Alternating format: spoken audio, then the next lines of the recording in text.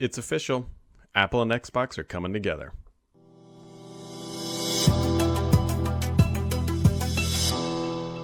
A few weeks back, we caught wind that Apple TV was going to be landing on the Xbox, and today Microsoft is making that news official, and that's about as good as it gets. Unfortunately, we're still not getting xCloud on iOS, which is what we all hope, but if you are going to be buying a next-generation consoles, which should be arriving on your doorstep in as early as about a week, you will be able to use Apple TV starting on day one, and you're going to get all the good stuff that comes with an Apple TV, and all the subscription, and then you're also going to get Dolby Vision and Dolby Atmos, because that is included with the next generation consoles, and all the other streaming services that you would want. Netflix, CBS I think is in there, Disney Plus, Hulu, all that stuff is going to be working on your next generation console, which partially has some hilarious history to it, because the reason why it's called Xbox One is because there's supposed to be the one box underneath your TV that did everything you needed to do, and as we all know, that didn't really pan out. And now here we are with the Xbox Series X and S,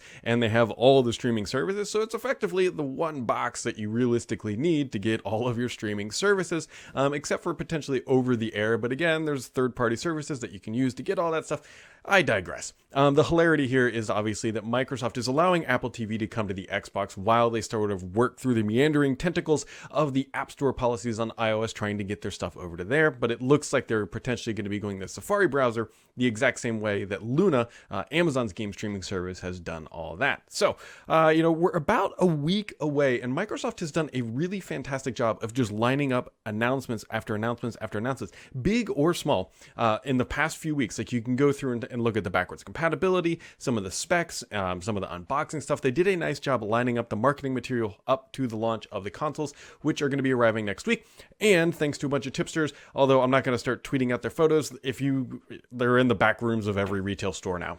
These consoles are at retail establishments. Obviously, they have big dates on them that says you cannot sell this or put this out until a particular date, which that date being obviously the 10th here in the US, but be on the lookout for more pictures and stuff coming across your feeds.